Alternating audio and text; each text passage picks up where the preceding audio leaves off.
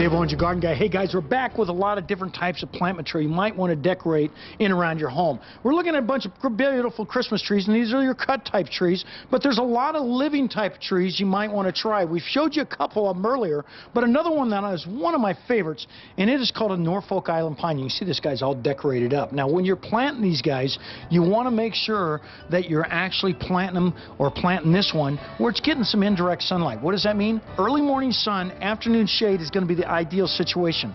Well-drained soil, and he does not like to be moved. Once you plant this, you want to make sure you plant this in a very heavy, preferably clay-type pot with well-drained soil, and, of course, remove the foil packaging. This is crucial in all your different types of Christmas type decorations, your living ones. This guy does very well. We've got a couple of them that have actually lived for up to 10 years at our garden out there at Channel 3, and they don't like to be moved. So once you plant this guy, he's going to want to pretty much stay in the same position for a long period of time. Occasionally, because you're getting morning sun, you're going to have to rotate this guy to keep the foliage even, but you're going to be in real good shape with regular fertilization and regular watering to have a nice looking tree for years to come. Let's talk a little bit about Kalanchoe. Comes from Africa, does very well. This guy will last up to the springtime. Again, well, no foil, and you want to make sure he dries out in between waterings. This is crucial. So what do? We just check the top and make sure it doesn't feel real damp. When that starts drying out, we want to go ahead and water this guy.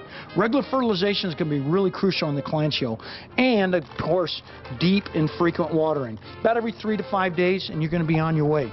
Another one of my favorites, cyclamen, do very well replanted out in the yard. They like shade. They'll last through the springtime. They go in and out of blooming. So if you see this guy die, just cut back on the water, and then they'll reshoot up by the rhizomes that are in the soil. Excellent plant for that real cold weather type of, well, cold weather type color. In fact, we plant these underneath a lot of mesquite trees, and they do very well.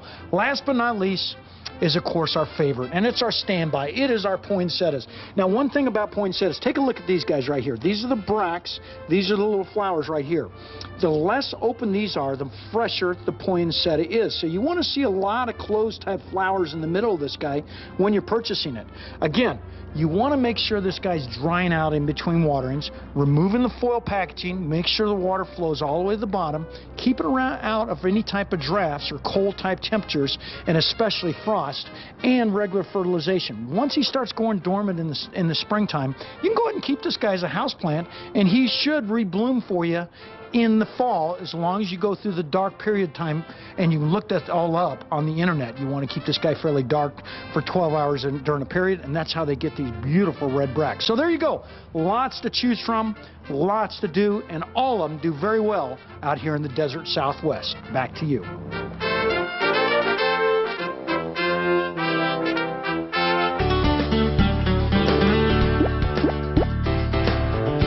I'm Dave Owens, your garden guy. Hey guys, it is Christmas time. You can tell by all the beautiful Christmas trees.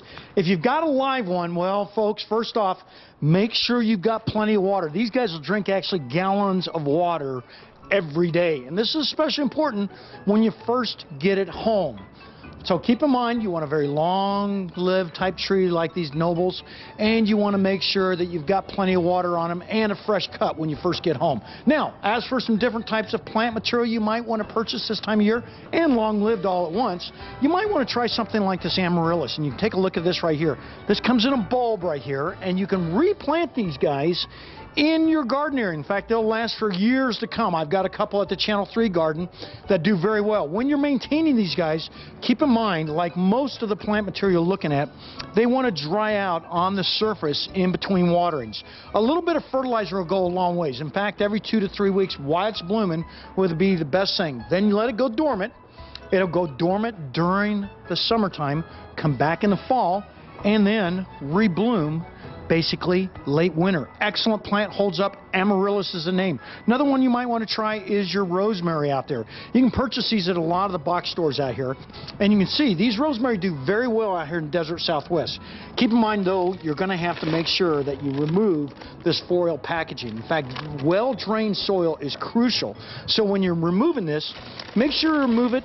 You put it in some type of a saucer, and when you water it, you're watering it deeply and infrequently. What's that mean? You're going to water this guy every 3 to 5 days.